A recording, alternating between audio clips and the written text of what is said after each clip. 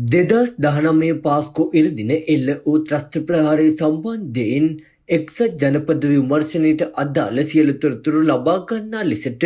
එක්සත් ජාතික පක්ෂය විසින් රජයෙන් ඉල්ලීමක් සිදු කර තිබේ. ඒ අනුව පාස්කු ඉරදින එල්ල වූ ප්‍රහාරය සම්බන්ධයෙන් වන පරීක්ෂණ නැවත ආරම්භ කර ඇති පසුබිමක රජයේ අදාළ තොරතුරු එක්සත් ජනපද බලධාරීන්ගෙන් විධිමත් ලෙස ඉල්ලා තිබේදැයි නිවේදනයක් නිකුත් කරමින් එම පක්ෂය ප්‍රශ්න කර සිටී. එවැනි ඉල්ලීමක් රජය කර ඇත්නම් එක්සත් ජනපදයෙන් ලැබුණු ප්‍රතිචාරය හෙළි කළ යුතු බවත් එක්සත් ජනපද විමර්ශන හරහා ලබාගත් සියලුම විමර්ශන තොරතුරු ශ්‍රී ලංකා අධිකරණ බලධාරීන්ට ලබාගත යුතුව ඇති බවත් එම පක්ෂය අවධාරණය කරයි. මේ සම්බන්ධයෙන් කැලිෆෝනියා අධිකරණය සහ ලොස් ඇන්ජලිස් අධිකරණයේ අපරාධ නඩුවක් ගඩු කර ඇති අතර